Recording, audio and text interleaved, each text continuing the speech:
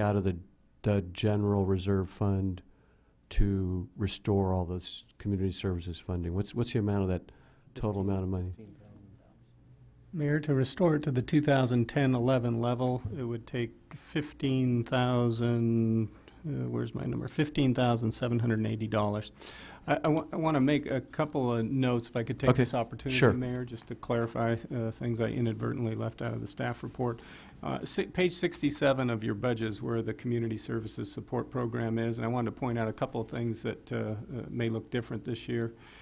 In the past, we've listed the HELP program here. You remember, this is the local volunteer group that gives senior citizens and others that need a lift to their pharmacy or their medical appointments. A great service here in the community. We've always listed it under the Community Services Support Program, even though it hasn't been funded out of the general fund. It's been funded by Measure D, the transportation tax. So this year we moved it. So if you're wondering what happened to it, it's continuing, but it's under Measure D.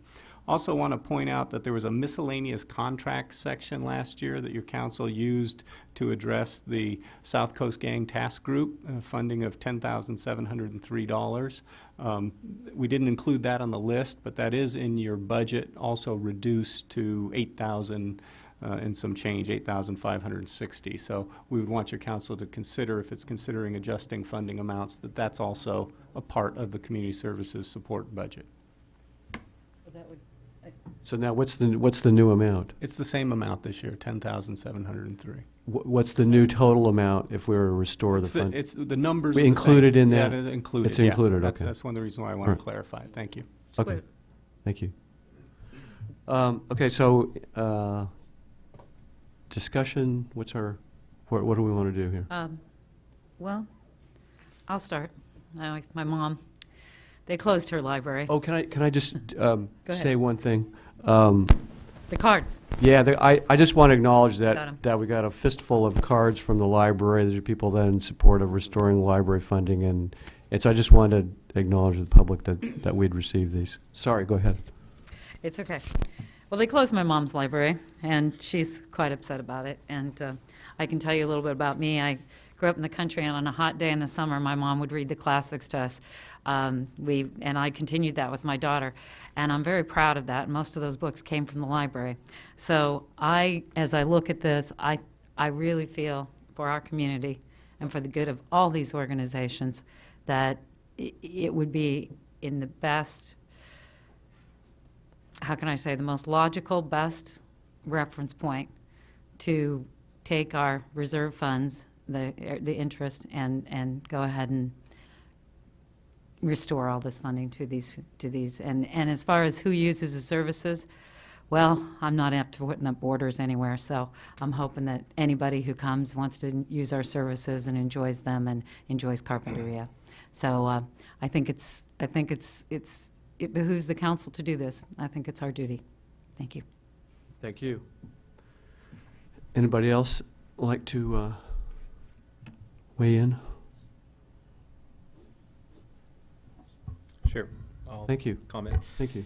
Yeah, I think it's probably useful to go back and kind of review where we were on this. The last meeting, I felt very strongly that in terms of good planning, good community investment planning, it seems to me strategically a mistake to defund some of the more important social programs that are really providing a social safety net for our community at a time when we're dismantling our public safety infrastructure. I made that case, I thought, as persuasively as I can, and I understand that it's not something that's shared by my colleagues up here. Notwithstanding that, I believe unequivocally, that when you take 50% of your detectives and get rid of them, 50% of your patrol cars, get rid of them, 100% of your community resource officer, get rid of them, that qualifies as a de facto dismantling of our public safety infrastructure. I found it fascinating to read the Coastal View this week, where we literally had a debate between our law enforcement and the politicians in Carpinteria. There is a fundamental disagreement between what is appropriate, what is prudent in terms of providing law enforcement capability in Carpinteria. And with all due respect to my colleague to my right, I come down on the side of those who do this for a living. the professionals, the law enforcement people who we entrust to provide the services and give the advice that we need and that we pay for.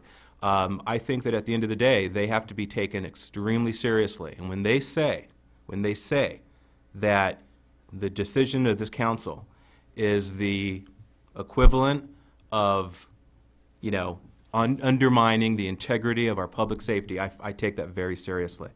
And so I'm not going to be able to vote for this budget as long as we are going to continue down that path. But in that context, I just want to make it clear that if this council is going to do that, then I believe that it's abundantly prudent to fully fund some of these local programs that are going to give our children, particularly our vulnerable population children, the resources that they need, the opportunities that they deserve, because I think at the end of the day, as I said last time, quality of life and public safety are inextricably linked. And so if we're going to be compromising public safety by virtue of the decisions that, in my view, are not necessary, but nevertheless are being adopted here, then it makes perfect sense for us to go ahead and restore this funding to what it was last year. I think it's important for this community to understand that, and as I said last time, if we had $1 million in revenue over expenditures, we would not be making the decision we're making tonight with respect to our public safety. It's just a fact. I don't believe anybody up here believes that they would have come into these budget hearings prepared to make those type of cuts to our law enforcement if we were seeing surpluses as opposed to deficits. So therefore, it seems to me, by definition, we're undoing part of our public safety infrastructure. And we're doing it for financial reasons. And as I've pointed out, I believe that in a community that has $6+ million in reserves, that's earning low interest, it's fully liquid, to be able to take a few $100,000 out of that reserve and fully fund our law enforcement is not only appropriate, it's prudent. I believe that that's what we should do. I recognize that that's the minority view up here. And as I've said before, I respect everybody up here, their decision-making process. We just have a difference of opinion, frankly. And that's fair. That's fine. That's the way it works. I want to thank the Budget Committee for the work that they've done in dissecting and unpacking a lot of these issues. As I said last time, I think it would be beneficial for us to have a longer, more comprehensive approach to how we analyze our budget. I think the citizenry of this community would be better served by it. As I suggested, this is the most abbreviated budget process in the county.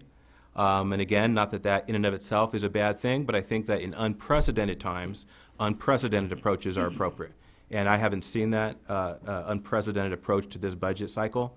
And unfortunately, I think that the product is perhaps indicative of that. I think perhaps if we had had a more collective approach in terms of establishing consensus on the public safety aspect of our budget, we may have come up with a different point of view. I reviewed a couple meetings ago, I think it was the May meeting, where Councilman Carty had suggested that we put back one of our patrol officers. Councilman Carty, I thought that was exactly the right thing to do. I'm disappointed that we didn't go there. I would encourage this council to revisit that issue. I believe that, to the extent that we're not going to have the boots on the ground, the cops on the beat that we have had for the last 12 months going forward is a mistake. And I think that to suggest somehow that simply because we have a police department or a headquarters in Carpinteria that brings in traffic from deputy sheriffs throughout the county, that therefore somehow that makes it okay for us to cut back our patrol capability, I think is misguided. Indeed, I would suggest that if that's the case, perhaps maybe we ought to just completely get rid of our contract and just rent out the station, and since they're going to be coming in anyway, if somebody dials 911, hey, just so happens that it's convenient that you're in town, go and deal with that issue. I realize that is a cartoon description of what we're discussing up here, but I think it's useful because what it says in essence is we're contradicting the good recommendation and advice of our law enforcement experts, and I just think that that's a mistake. I'm not qualified up here to contradict what they recommend we do with respect to our law enforcement. I don't know that anybody else up here is either, but my position is what it is. It's been established, and I thank you for the opportunity to comment once again. So, and so your feelings about the community services is that the funding should be restored to that, for that? Is that, because that's what we're discussing now? No, and I think I made that comment in the beginning. But I just want to make sure that we that fully we're- fund our social safety net.